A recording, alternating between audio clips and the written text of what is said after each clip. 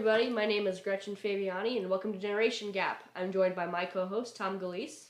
And I'm Tom Galise, joined by my co-host, Gretchen Fabiani. And today we're talking about Ridley Scott's 1982 classic Blade Runner. Blade Runner is a science fiction noir film starring Harrison Ford, Rutger Hauer, Sean Young, and Daryl Hannah that kind of does a sci-fi film noir look at what was the far future of 2017. Yeah. Which is now or 2019. 2019, which yeah. is now our recent past. Yeah, isn't that funny? It was there. like, what, 37 years into the future when it was made? Something like that. Something like that. Whatever it was, yeah. Originally based off of the book Android's Dream of Electric Sheep by Philip K. Dick. Yeah. That book was written in 1968, so they pushed it forward a little bit, but not by much. Right.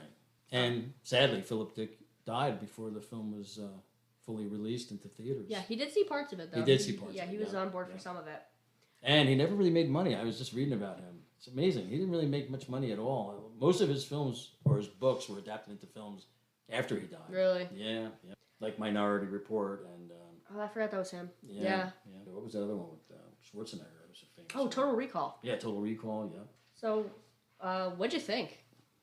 Well, I loved it. I knew I loved it before. I mean, I still enjoyed it. I haven't seen it in a while. I watched it again recently, and it holds up well. Mm-hmm. It is funny, the year it's set in, the future, and you're like, wow, they were a little off, right? Mm-hmm. Didn't quite happen Only the way the way they predicted it. But I thought the set design was amazing. Mm-hmm. Really, it's kind of the film, you know? Yeah. The acting is a little bit secondary, I think. I thought it still works well. And of course, to me, the whole film, I was really looking to see, is Rick Deckard a replicant? Yeah. Is he or not? I don't know. It's interesting. Yeah, so let's talk a little bit. So Blade Runner is set in a dystopian, futuristic version of Los Angeles.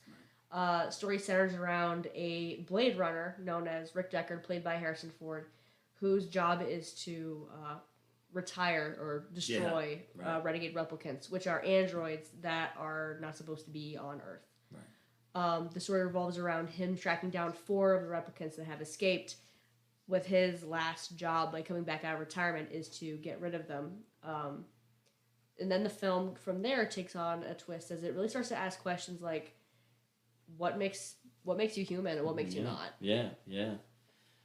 Very interesting, yeah, because the replicants, apparently the longer they're there, and the 4 in particular are unique, that they really seem to be special, you know, and they have become sort of humanized.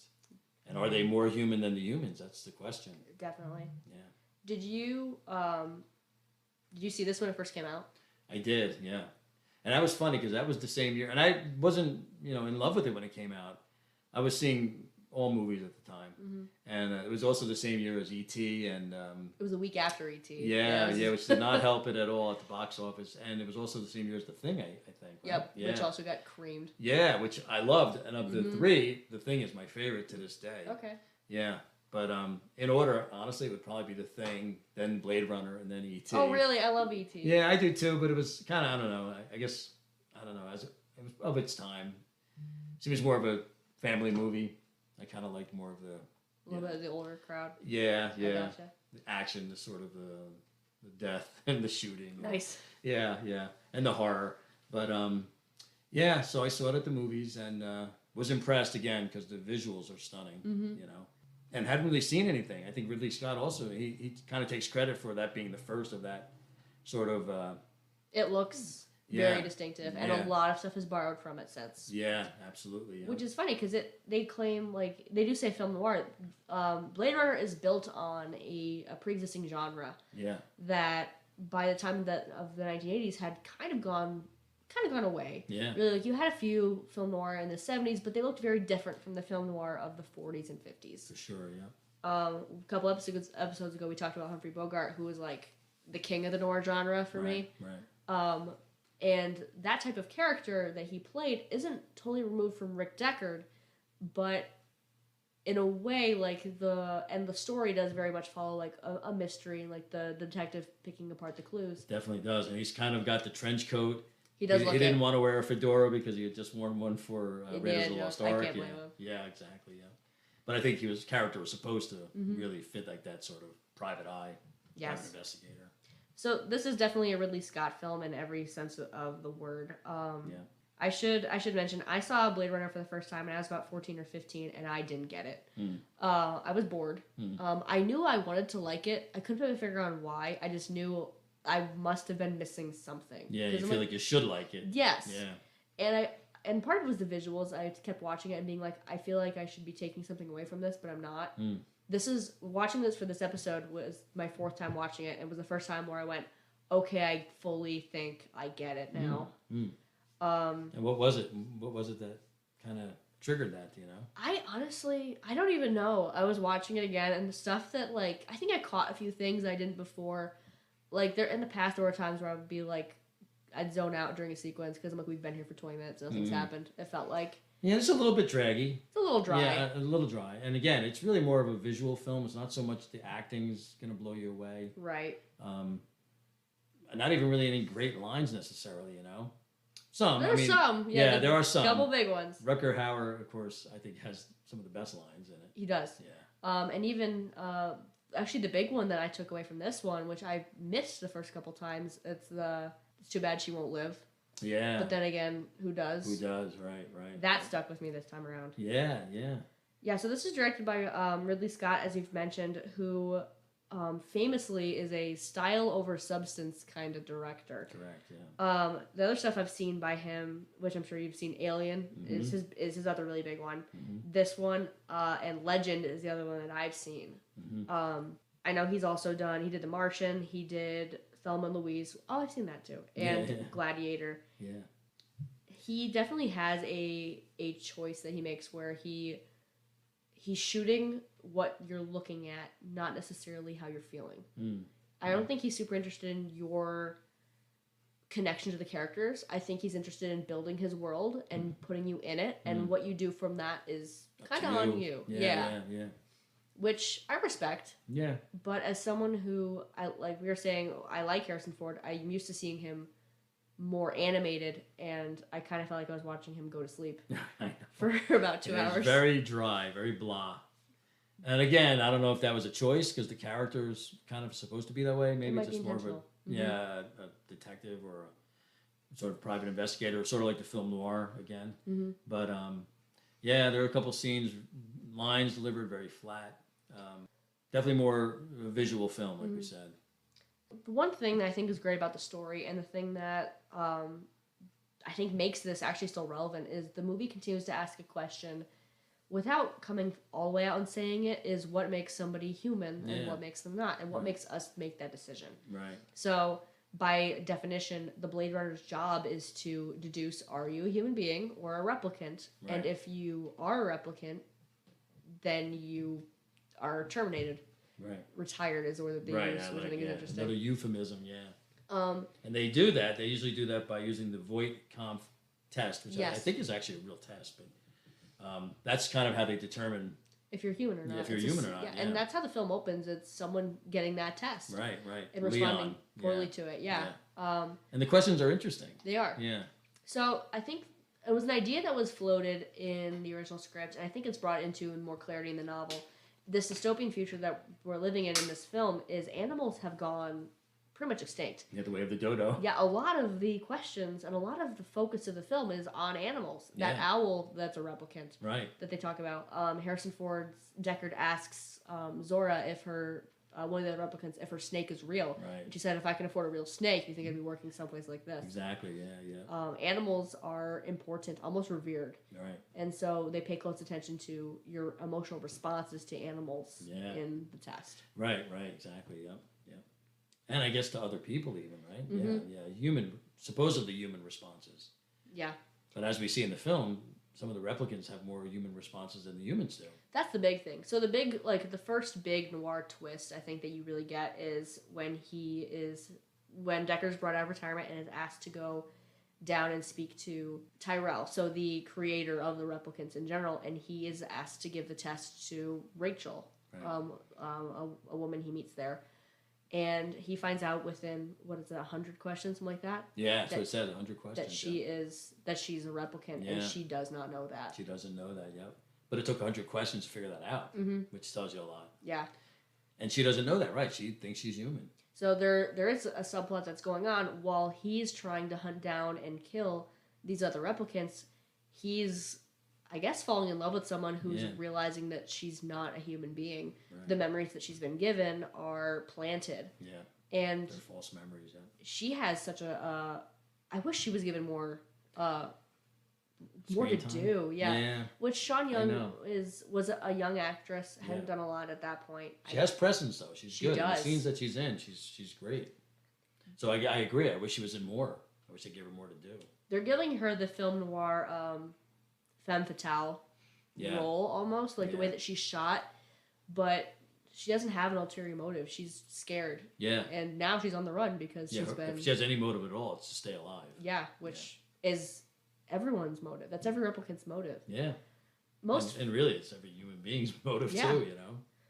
So that's really the crux of the movie, is the replicants are on Earth because they are looking for their creator. Right. They're looking for a way to extend their lifespan. Right. Every replicant, when they're created, has a 4-year cutoff. After 4 years, they shut down. Right. Part of that, they do say, is to prevent them from developing humanity. Right.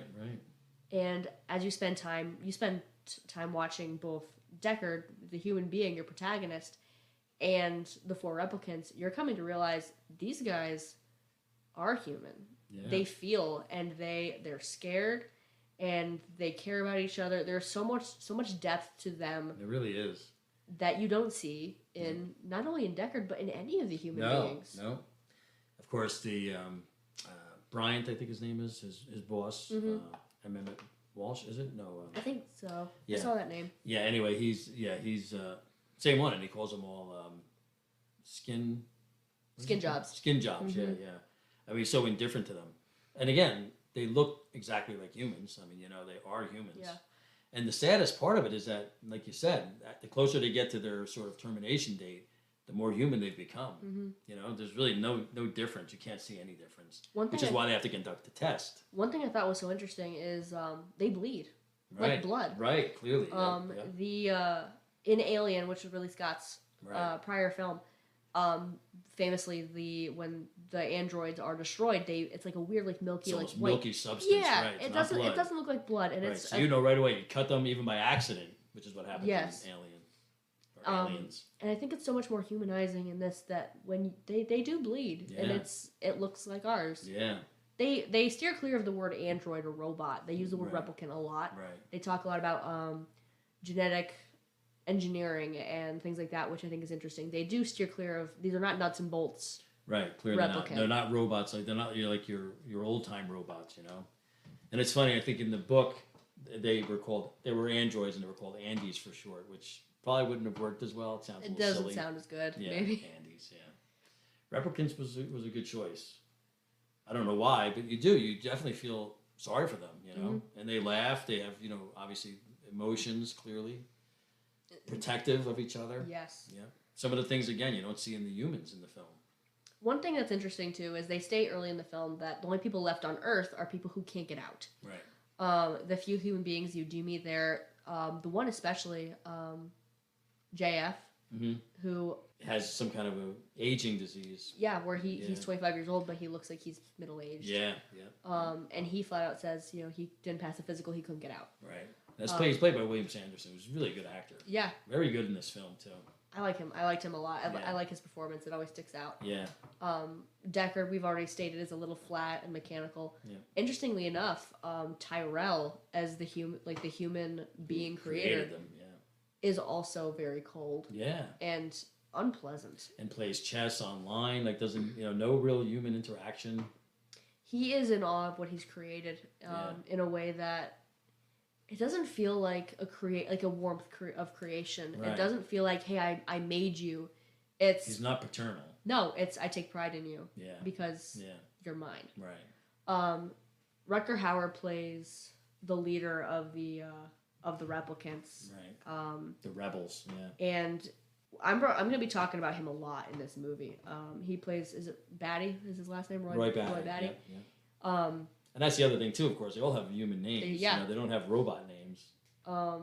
Rucker Hauer blows that entire scene out of the water when he comes face to face with his creator, and he says, "I want more life, Father." Yeah. That's he sticks that label on him and then takes it away in the same scene as he realizes that this man has no feeling whether he lives or dies. Right. Very well played. Yeah. Oh, he's again, he dominates the film really. He does. Every scene he's in, and he's got a charm too, which is just he smiles and shows again all the human emotions, and he shows them so well. He's got a good look. He does. He's a very iconic. His hair's like peroxide. Yeah, he's very bleached. Yeah. And his eyes are so blue in this. He's got such a way about the way that he moves. He talks to people. He interacts.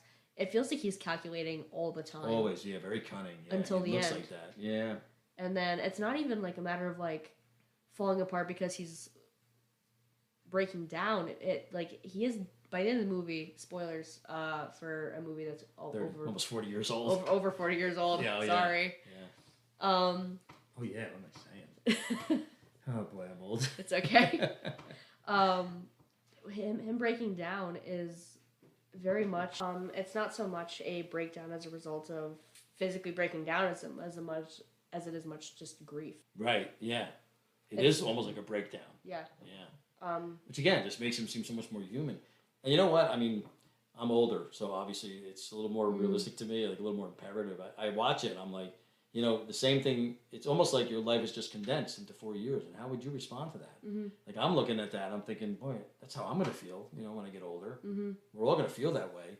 They have a 4-year lifespan, and in fact, at one point, the creator Tyrell even tells them, like, you have 4 years, enjoy it, laugh, live it up. Yeah, I think it. What is it? Is it? You burn twice as brightly, but yeah, half exactly. as long. Right. Or something like that. Yeah. The candle that burns twice as bright burns half as long. Yeah, which is such a cruel way to look at a life. I know. Yeah. And at the end, this is like the big one that everybody talks about. Like the most iconic scene in the movie is Roy dying of old age. And as he's up on the roof in the rain, and that was such a great scene. he has that speech. And of course, he doesn't look old. That's the thing. No. Old age, but he's still in his prime.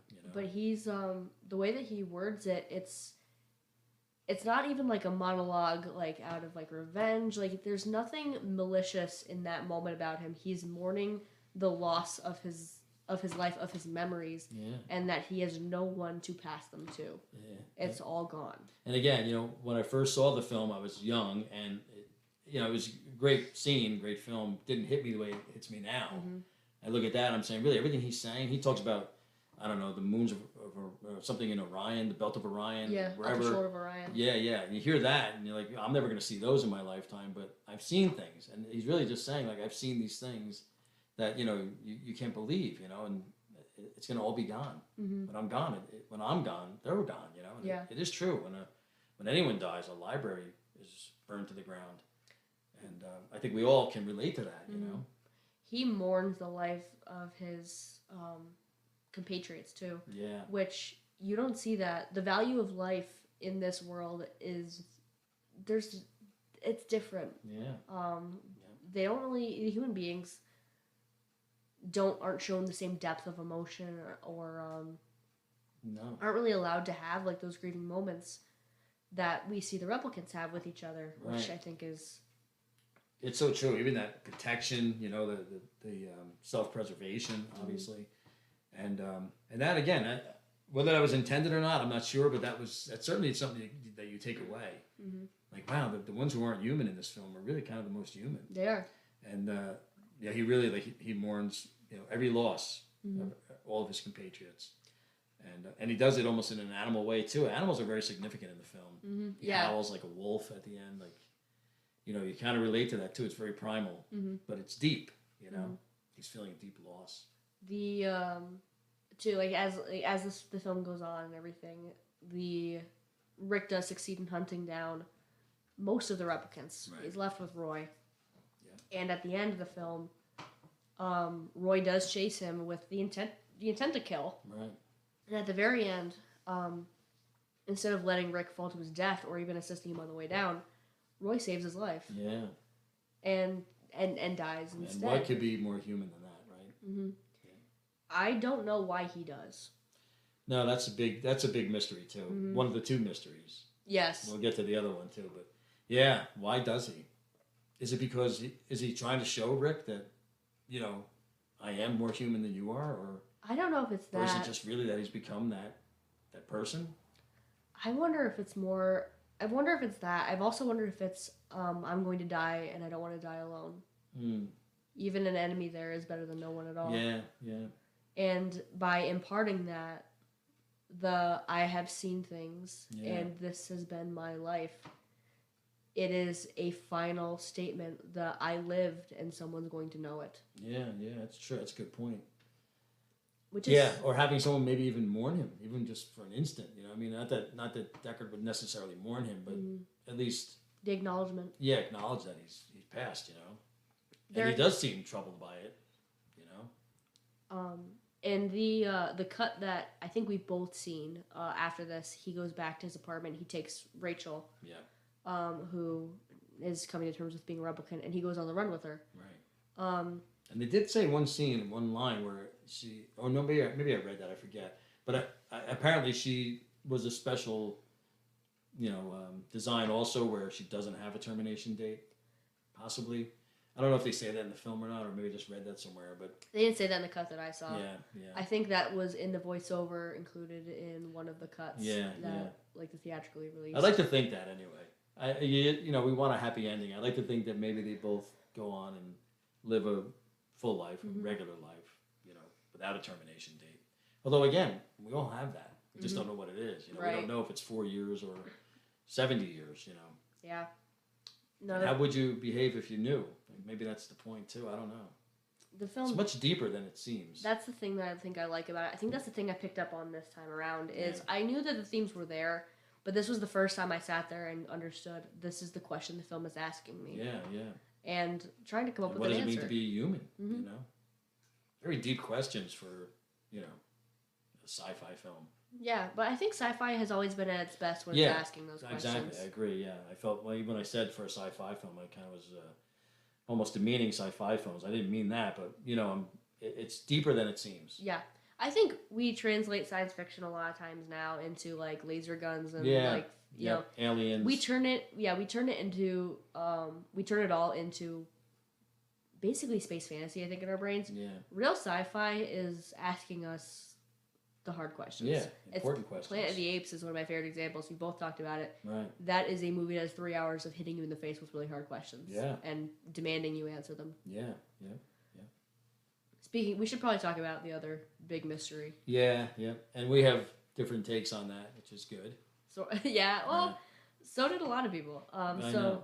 Ridley Scott shot some of the scenes to indicate the now common perception that Deckard himself is a replicant and does not know it. Right.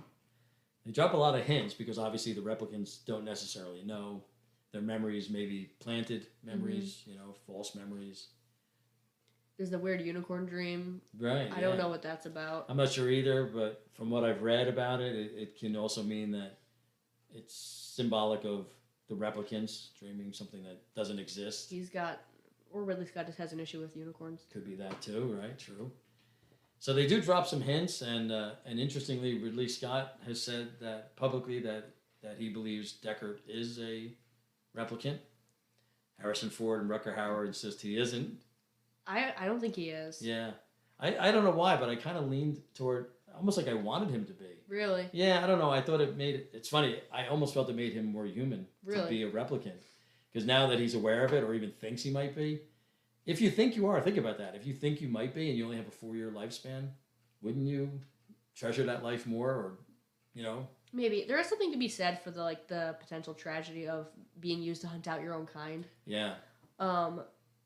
I personally believe, I do side with Rutger Hauer and Harrison Ford on it totally, I think it takes away from the film.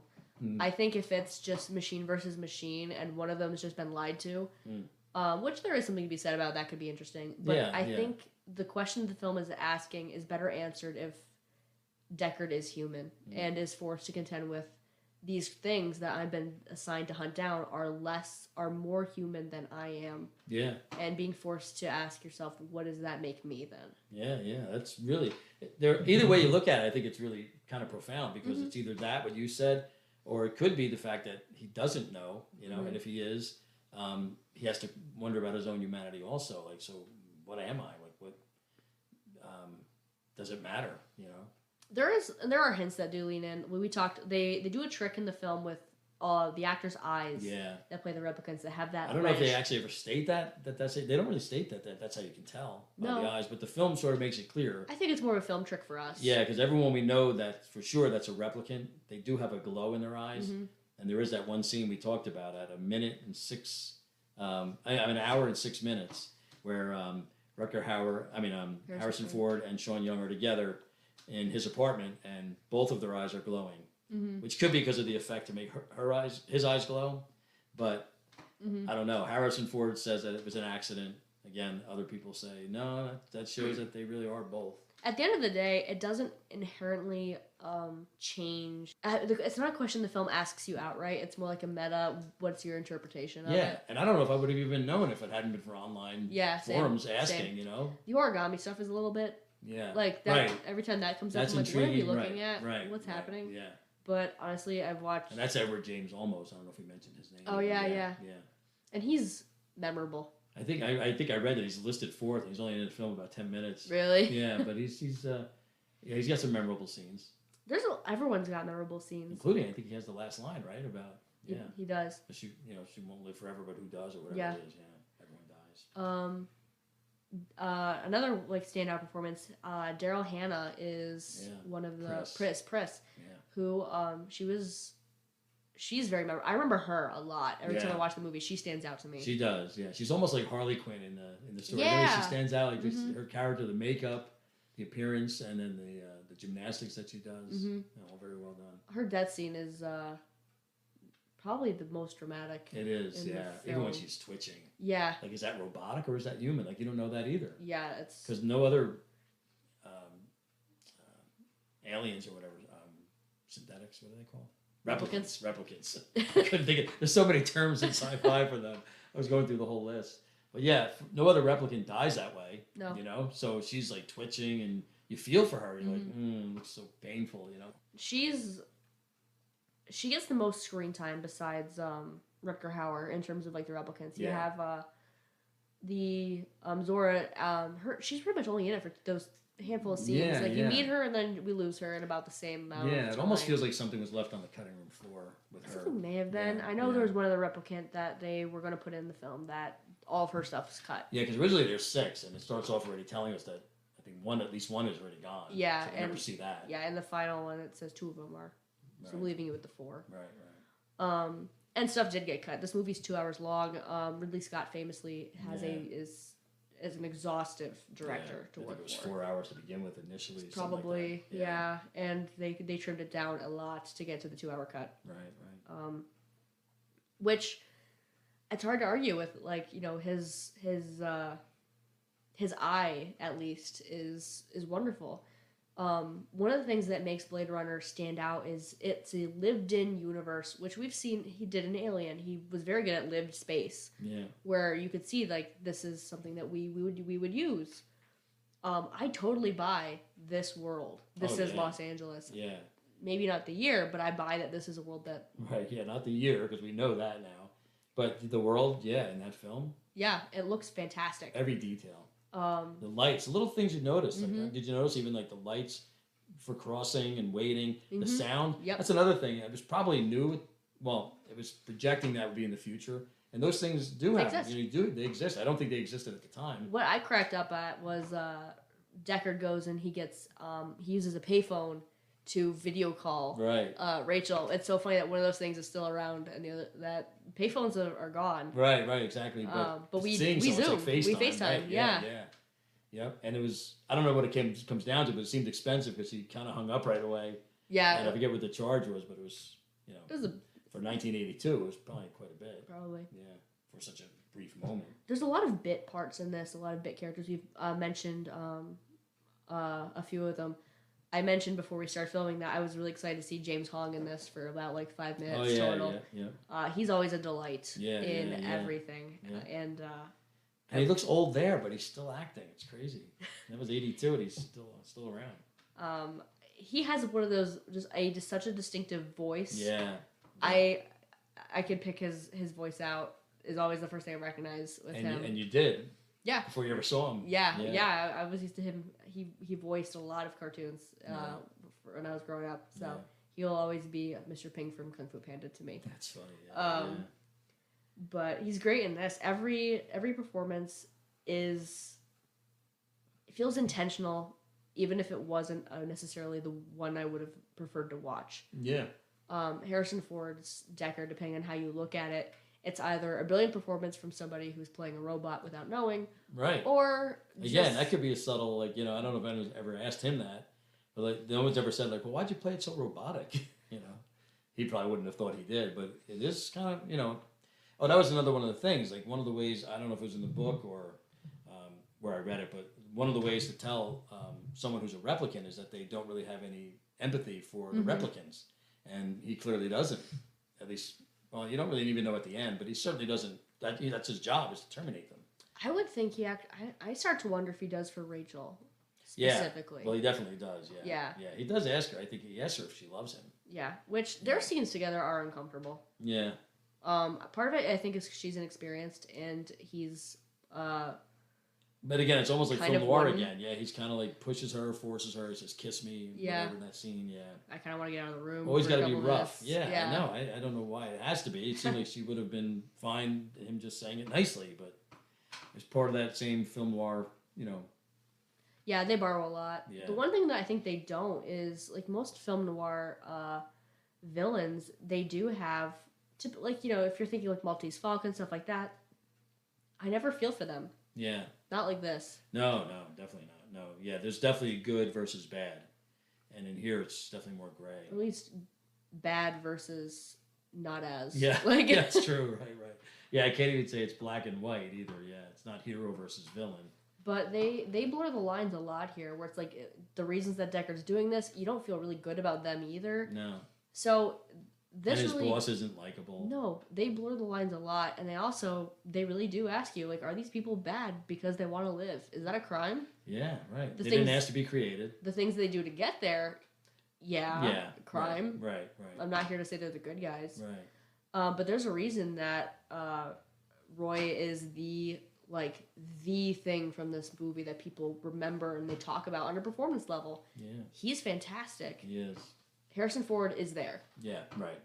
He's there and he's a presence. He's not doing bad. No, he's not doing bad. He's just there. But yeah, with Rutger Hauer, and you feel for him. You know, and I wonder, would we have felt as the same if he, well, it wouldn't have happened, but just say he had killed Deckard at the end. Would you feel the same? The fact that he makes that choice at the last moment, to save him, because he's about to fall to his death, and he does catch him and bring him back up. And I mentioned this too. The entire sequence from the time that Deckard enters the building to take out Pris and Roy. So this is now in the last half hour of the film. Right. There's a 20-minute period from when he enters the room, enters the building, to when Roy dies. Mm-hmm. Harrison Ford does not say a word. Right. It's crazy. He's there. He's reactive. Yeah. And he screams and grunts a little. He's clearly frightened for his life. Right. But in fact, Roy says that it's what does it feel like to live in fear? Yeah. The entire last of that movie is squarely on Howard's shoulders, and he delivers so well. Great. All the little nuances, even counting down. Remember when he's counting down? And he pauses for a really long time, and then all of a sudden you forget, and all of a sudden he says, 4, 5. Mm-hmm. You're like, oh yeah, I forgot. He was doing a count. He was going to count to 5 or whatever. There's some of it that plays a little bit goofy, you could argue. Some people think that him putting his head through the wall. The wall is a little bit goofy. It's almost like a Here's Johnny from The Shining. Almost. Yeah. I'm so invested in his performance and everything that he's doing that I kind of don't care. Yeah, no, I didn't either. Until you mentioned it, it didn't really bother me at all. I just think it kind of fit his character. Mm-hmm. I could see him doing that. Because he's playing a game with him. It's like a game of cat and mouse almost, Yeah, I think he wounds him and then lets him go and hands him back his gun. Yeah. Knowing he probably can't fire it. it was, and again, that's why it makes the ending so surprising that Mm-hmm. he's kind of torturing, playing with his food almost, and then at the end he suddenly decides, maybe I'll let him live. Early in that chase, there's a scene too where he realizes he's dying. He realizes like, wait, Yeah, this his is hand it. starts to clamp. Yeah, Yeah. and he tries to prolong it. He even says, "Oh, not now, not now." Yeah, it's that moment of putting the brakes on the whole movie, and like this chase scene, and like really it's a different layer to it. Like, yeah, he's still going after this guy, but he's also fighting this from the inside too. Yeah, yeah. And I'm curious. So, why do you think he does let Harrison Ford live? I'm just thinking about it now. And I'm thinking, I wonder if he just really sort of valued life at the end too, knowing his was about to end. Like that, all life is important. I think. Even the guy who's paid to kill him. Yeah, I wish I had like a concrete. The thing I like the most about it, honestly, is they don't give you a clear. They don't. Here's why. You don't know why. They don't hold your hand. It certainly doesn't benefit Roy. But you do wonder, like, so yeah, there's a couple of questions that you don't know. Is Deckard a synthetic or a replicant? Why does Roy? That's not one you really hear much, right? But that's a big question. Why does Roy let him live? Clearly could have killed him. He could have killed him with his bare hands multiple times, but he doesn't. Yeah, I don't quite know. No. There's a lot of people in this movie though that they do, because they do kill a couple people. Right. Like, it's not like this so is it's not like pointless. they reverse killing. Yeah. He offs Tyrell. Pretty graphically actually. Yeah. And my guy. William Sanderson too. Also, but they don't show. Yeah. But they do say, like in a police report, 25-year-old man was found. And you're like, oh, so they killed him too, because he was so pathetic and he was nice. Yeah. So you kind of feel sorry, which maybe is why they didn't show it. The one thing I do not feel bad about. Okay, that was maybe not like the best choice of words. One thing I was like, okay, this guy, looking at all like the dolls in the clouds, I'm like, this guy. Oh yeah. Needs friends. Yeah. Oh yeah. Desperately. Yeah. This guy needs to get out more. Yeah. That's definitely a little creepy. It's like, oh, this but is... also, it's so sad because he has no friends. He makes his own friends. He's aging prematurely. Yeah. He just actually builds his own friends. Yeah. It's a very sad movie without overtly telling you it is. It is. Yeah.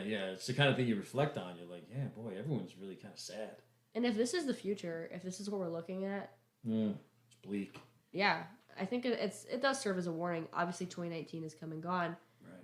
But in 2025, we can still look at that and realize... And learn from it, too. I don't want to be like this. Yeah. And again, it seems like the only people who really kind of treasure life or value life are, again, the replicants. Which is getting pretty topical in today's day and age, where we're relying more and more on AI for stuff. Yeah, absolutely, yeah. If you had to pick a favorite moment or line from this movie. There are a few good lines. Like I forgot that there are such good lines. Most of them spoken by Rutger Hauer. Mm-hmm. So I think it would be something he had said. Probably, of course, the famous line about Tears and Rain. Yeah, because I feel that way. I mean, I do, and that's it. It'll all be gone. Famously, too, that scene, that monologue was written for him, and he thought it was too wordy. Yeah. He cut it down. It's a lot of times they really misquote it and say he ad-libbed it. Right. That's not quite what happened. He did write. He kept the parts he liked. Yeah. He added parts that he wanted including to. That line at the and end. his last two lines, the Tears and Rain and Time to Die, that was all him. Which are the best lines in that whole monologue. And the way that he delivers them are incredible. Yeah. Even at the very end, you can't tell if he's crying because it's raining, but it looks like, to me, I thought he was crying, and I think it really hits you because you're like, wow, that's it. Yeah.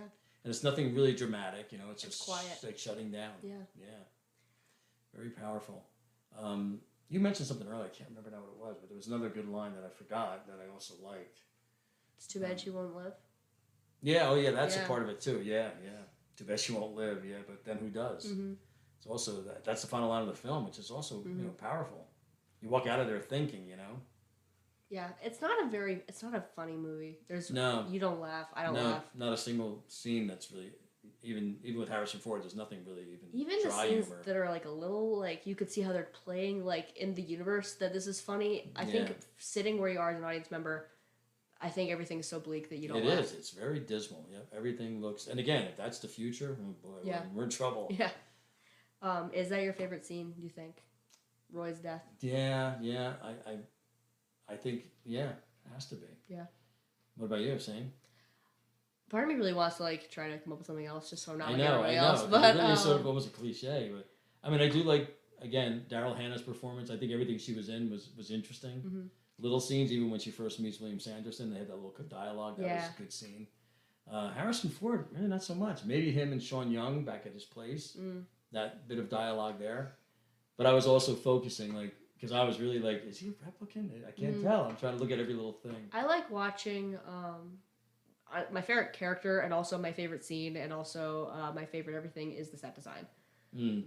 I could watch the look of that entire world. Yeah. And there's just I almost said Kubrick. That's wrong. Yeah. Ridley Scott was really good at layering, where it wasn't just what you saw. Right. It was the actors who were on the set, like the tags on stuff. Everything was designed. This is this world you're in. This now. This is where you are. Yeah. And it shows. And it feels lived in. And I love that. And it's always raining. It is always which raining. I like. I've always been a fan of rain, and I like rainy movies. I don't know. It's something that makes me feel a certain way. Very noir. Yeah, and this film definitely does that. Yeah. The rain is almost a character. Mm-hmm.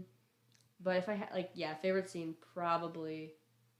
it's probably that one. Although I do like the dialogue when Pris and Roy are talking to JF. JR? Yeah, I think it's JF. In his apartment complex. It's the right kind of uncomfortable and sympathetic at the same time. Right. And they're trying to be patient because they know if there's a chance that they can survive longer, it's going to be up to him. Through this guy, yeah. So you know that he probably wants to just kill him outright, but he can't. So he's trying to be nice. Mm-hmm. I don't even know if he necessarily wants to. I think that killing him becomes an option when Tyrell won't give them what they want. Yeah. I don't necessarily know if it's I don't know. I mean, even then, he still could have let him go. Just like he did with Harrison Ford at the end. But I don't think he was quite there yet. I don't know. I think his own imminent death sort of maybe made him more human. Like I said, a lot of questions. Yeah. Is your favorite character also Roy, then? Yeah, I mean, he's just so watchable. Mm-hmm. Every scene he's in is just a great scene. I mourn Rutger Hauer's. I feel like he is like 80s Viggo Mortensen. Yeah. Where I feel like he could play anything, but he was very good at adding depth to everything he was doing. Yeah. Would you say he's underrated? I think depends on the film. So I think people know him from Blade Runner and from a couple of his other stuff. I've said in the past, I know him from Lady Hawk. Right. And so I loved him. I told you about Nighthawks. I loved him in that also. So I think for me, Lady Hawk, I think is underrated. I think he's underrated in it because not enough people have seen it. Yeah. I mean, if you go by, I don't know if he's as well known maybe as he should have been. Maybe he should have been given bigger roles or different roles. I don't know. So I'd say maybe a little underrated because I don't even know how many people even know him. But everything I've seen him in, he's brilliant. He is. He's very good. Very natural. Yeah, and Ridley Scott was good at collecting very talented people. Yeah. Everyone in this movie has talent, and they use it. Yeah. It's just a matter. He just, I think, was a little bit more. He wasn't as worried about the people. Yeah. Which is the choice that he made. Regularly. Choice that he seems to make. Yeah, exactly. Yeah. What do you think makes this film a big deal? It just got a sequel recently. Blade Runner is still in the conversation, and it did not do well when it first came out. No, again, partly I'm sure because of the other films that came out that same year. It was a big year for science fiction. But I don't know. I don't really. It's weird, isn't it? How sometimes films just hang on. It could have been, just forgotten since it didn't do well. I don't know what made it suddenly popular again. Maybe VHS at the time or DVDs. I'm not sure. I have it on DVD, so obviously I cared enough about it. And to me, it's probably the fact that it's such a human element, like that we talked about. What does make you human? I think something about this movie, even if you just like it for the visuals, something about this movie. It's that. I also like that in the rain. I think the visuals are big, and I think the questions it asks sits with people. Not with everyone. My dad was 12 when this came out, and my dad was not a fan. Really? He thought it was boring. He's not wrong. Yeah. I thought it was boring the first time I saw it. Yeah. So once you wake up and spend enough time watching it, I think there's something to watch. Yeah. But I definitely understand why some people say it's overrated in a snooze fest. I understand where they're coming from. I don't agree. Yeah, I don't either. And I could understand that also. Maybe if you just go into it without any expectations. Or just go in knowing that you're gonna have to sit and really pay attention if you're gonna want to get something to out the characters, or maybe like I did, just try to see if you can figure out if he's a replicant or if he's human. Movies that come with their own mysteries to solve can be fun. Yeah, definitely, yeah. At the end of the day, we're sitting here in 2025, several years after the film is set, many years after it came out. Right. and still talking about it. So either way, it was a success in that at least. It's a big deal. Yeah. And for my money, I'm happy I went back to watch it for the fourth time. I'm happy I sat down and really paid attention. I learned something, and at the end of it, I got to sit for a couple minutes and over the closing credits and think, what did I get out of this? It's funny because I rewound it, whatever you call it with the DVD, but I brought it back to the part where they're at his apartment, or her apartment, and his apartment. And I'm going to watch it when I get home again because I wanted Teresa to see it. Yeah, because she didn't see the whole... She hasn't seen it in years either. She doesn't remember the ending even, which to me is shocking. But we're going to go back and watch the ending again tonight. That's worth watching. It is, yeah. And I'm curious to see if it'll bring her to tears because it is sad. It is. You know? Not in a typical, like, sad kind of mushy kind of movie, but... It's existential. Yeah, it is. It's sad on such a deep level. But I think, too, the version that we saw leaves it with that ambiguous note. It does have that sad ending, but it does give you the option. It gives the characters that are still alive the option. What do you do with the time you have left? Right. That is really the question. Whether you have much or not. Yeah, because whether you're a replicant or not, there is an expiration date. Mm-hmm. You know? So what do you do with that time? So on that existential, depressing note, live your life well, and I don't think we're gonna like close this out with like a moral lesson or anything, but I think it's important to take away two things really: the value of life, both your own and other people's. Right. Yeah. I think it's definitely worth saying too, just for that alone. You know, any age. You know. What does it mean to be a human, and what do you do with the time you have? You know, they know they have a 4-year lifespan. We don't know, but maybe not knowing makes it even more valuable that you have to appreciate what you have. Yeah. All right. Okay. Thank you, everybody, so much for listening. Yeah. I know I really enjoyed this one. I'm looking forward to next time as always. Yeah. If you guys enjoyed, please drop a like, drop a follow. Go ahead and leave a comment and let us know if there's anything specific you want us to cover in the future. We'll definitely take a look and add it to the list. Yeah, I agree. Yep. So thanks again so much if you made it this far, and we hope to see you guys in the next episode.